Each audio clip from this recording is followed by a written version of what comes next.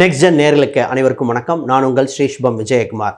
இன்றைக்கி பார்த்தீங்கன்னா கும்ப மாத பலன்கள். என்னங்க கும்ப மாத பலன்? அதாங்க மாசி மாத பலன்க.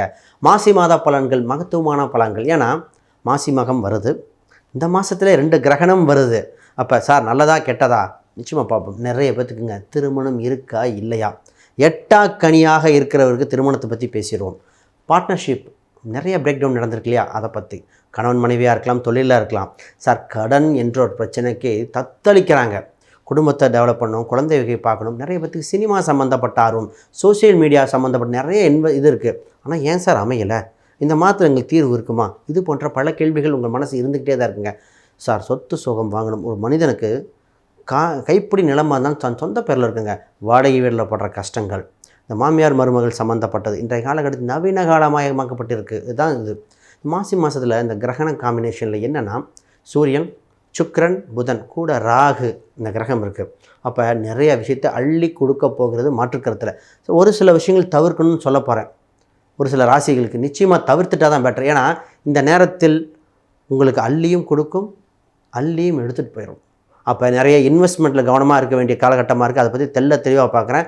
ஒரு நிறைய ராசிகளில் உங்கள் ராசிக்கு என்ன ஏதுன்னு தெளிவாக இப்போ பார்க்க ஆரம்பிக்கலாம். ரிஷபராசி அன்பர்களே, இந்த மாசி மாத பலன்கள் உங்களுக்கு வளர்ச்சியை கொட்டி கொடுக்கும் மாதமாக இருக்குது. உங்கள் ராசிக்கு 10ஆம் இடத்தில் சுக்கிர பகவான் நட்பு கிரகங்களோடு இணைந்திருக்குங்க. சார் எனக்கு கிடச்சிருமா அப்படிங்கிறோம். அதோட உங்கள் ராசிக்கு 2ஆம் இடத்தில் புத பகவான்.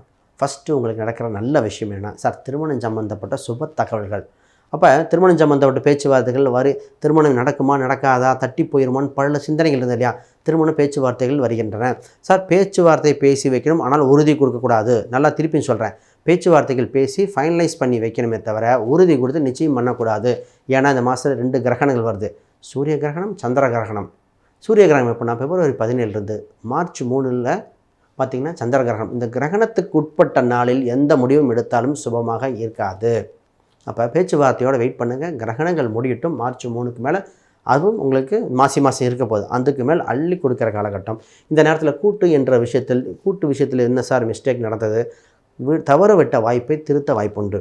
பொதுவாக அவங்க ஜாதகத்தில் சூரியன் ராகு, இல்லை சந்திரன் ராகு, இல்லை சூரியன் கேது, சந்திரன் கேது எல்லாமே காலசர்ப்ப தோஷத்தில் மாட்டின ஜாதகங்கள் இருந்தால் இந்த நேரத்தில் நீங்கள் சிவன் கோயில்கள், இல்லை காசி ராமேஸ்வரம் இது போன்ற நீர்நிலை இடத்துக்கு போய் வழிபாடு பண்ணிகிட்டு இருக்கும்போது உங்களுக்கு இருந்த அனைத்து கர்மாவே விளக்குகின்ற காலகட்டம். கர்மாவை பார்த்திங்கன்னா சார் தந்தை வழி கர்மா, தாய் வழி கர்மா, முன்னோர் காலத்து கர்மான்னு சொல்லுவாங்க. இது பிரம்மகத்தி தோஷம், இது மாதிரி பலது கேள்விப்பட்டிருப்போம். உங்களுக்கு அந்த செய்வனை சம்மந்தப்பட்ட ஏதோ ஒரு நெகட்டிவ் எஃபெக்ட் விலகிற காலகட்டம். ஏன் சார் பார்க்கணும், இந்த ரிஷபத்துக்கு எல்லாமே கூடி வர மாதிரி இருக்குது, ஆனால் நிற்கிது முடிவுக்கு வர மாட்டேது. இதுதான் இந்த ஜாதகத்துக்கு. இதே தான் இந்த ராசிக்கும் வேலைக்கும். சார் பெரிய பணம் வர வேண்டியதுங்க, கண்ணுக்கு முன்னாடி தெரியுதுங்க, கொஞ்சம் தாங்க வந்திருக்கு. இது மாதிரி ஒரு சிலர். இப்போ நிறைய பேர் பார்த்திங்கன்னா வீடு மாற்றலாமா சார், வீடு மாத்திரம் நல்லாயிருக்கும், இடம் மாத்திரம் நல்லாயிருக்கும், ஆனால் முயற்சி பண்ணுறோம் அமையுமா. நிறைய இந்த வீடுன்னு பார்க்கும்போது ஒன்றே ஒன்று மைண்டில் வச்சுக்கோங்க. ஜாதக ரீதியாக பார்க்கும்போது எந்த வாசலில் வைக்கலாம். நிறைய பேத்துக்கு இந்த வீடு பார்க்கும்போது வாசல் இந்த பக்கம் வச்சா நல்லாயிருக்கும். இந்த வீடு மாடி வீடு வேணுமா, கீழ் வீடு வேண்டுமா, மனைவி பேரில் போடணுமா, எங்கள் பேரில் போட்டால் நல்லாயிருக்குமா. ஒரு சிலர் உள்ளூரில் வாங்கலாமா, வெளியூரில் வாங்கலாமா. ஒரு சிலர் கேட்பாங்க சார் சொந்த வீடு இருக்குங்க, ஆனால் வாடகைக்கு விட்டுட்டாங்க, ஏங்க நாங்கள் வெளியே இருக்கோம். இது மாதிரி தத்தளிக்கிற காலகட்டமாக இருக்குது. அப்போ இதெல்லாம் பார்த்து செய்ய வேண்டிய காலகட்டம். இப்பொழுது மாணவர்களுக்கு குறிப்பாக என்னென்னா, இந்த மாணவர்களுக்கு ஃபஸ்ட்டு தலையாய முக்கிய விஷயமா இருக்கிறது 10th +2க்கு என்ன கோர்ஸ் எடுக்கிறது, இல்லை +2 படித்தவங்க காலேஜ் போகிறது. சார் இன்ஜினியரிங் படிக்கட்டுமா, மெடிசன் படிக்கட்டுமா, இல்லை பிபிஏ பிகாம் போடட்டுமா, எங்களுக்கு நாங்கள் எதிர்பார்த்த காலேஜ் வருமா, மேனேஜ்மெண்ட் கோட்டாவில் சேரலாமா, இல்லை காலேஜில் நாங்கள் நேராக வெயிட் பண்ணி இன்ஜினியரிங் கோட்டாலேயே வரலாமா. இது மாதிரி பல சிந்தனைகள் வருது. ஜாதக ரீதியாக பார்க்கும்போது தெளிவாக தெரியும் உங்களுக்கு அமையும் அமையாது. இந்த ஊரில் வாங்க. நிறைய பேர்த்துக்கு சொல்லுவேன் சென்னை வட்டார பகுதி போங்க, கோவை வட்டார பகுதி, ஒரு சிலருக்கு மதுரை வட்டார பகுதி. இப்போ ஜாதக ரீதியாக எப்படி எடுக்கலாம், என்ன கோர்ஸ் எடுக்கலாம், அவங்களுக்கு வாழ்க்கையில் என்ன வேலை அமையுமோ அதை பார்க்கணும். இன்றைக்கி இன்ஜினியரிங் நிறைய பேர் படிச்சிருப்பாங்க, ஆனால் அந்த தொழில் ஏன் பண்ணல, அதை முடிச்சு பத்திரிகை துறைக்கெல்லாம் போயிருக்காங்க. அந்த மாதிரி இருக்குது. இன்றைக்கி சினிமா துறை சம்மந்தப்பட்ட இந்த ரிஷபராசிக்கு யோக பலன்கள். சினிமா, அரசியல், அரசாங்கத்துறைக்கு யோக பலனாக இருக்கிறது.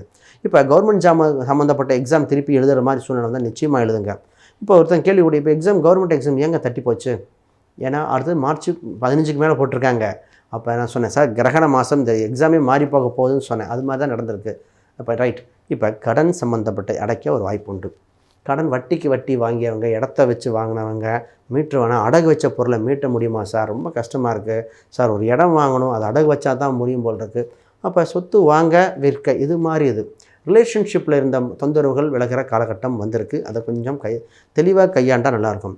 இவங்களுக்கு மிக மிக பிரச்சனையாக இருந்தது தந்தை அவங்களோட உடல்நிலையும் தாயின் உடல்நலகம். இது மாதிரி பார்த்தது மருத்துவ செலவு மாற்றி மாற்றி பார்த்துட்டோம். எங்களுக்கு விடிவு காலம் வருமா வராதா, இது மாதிரி பல கேள்விகள் இருக்குது. நிச்சயமாக கோச்சார ரீதியாக அந்த அமைப்பு இருக்குங்க. பட் ஹாரோஸ்கோப் பார்த்தா இன்னும் தெளிவாக இருக்கும். இதில் நிறைய நுட்பமான பலன்கள். ஹெல்த்தை பார்த்துக்கங்க. ஹெல்த் ரொம்ப ரொம்ப முக்கியம். அதாக இருக்குமோ இதோ இருக்குமோன்னு பல சிந்தனைகள் போட்டு குழப்பிட்டு இருக்கலாம். ரொம்ப கன்ஃபியூஸ் பண்ணிடுங்க. ஹெல்த்துக்கு இம்ப்ரூவ் பண்ண வேண்டியது.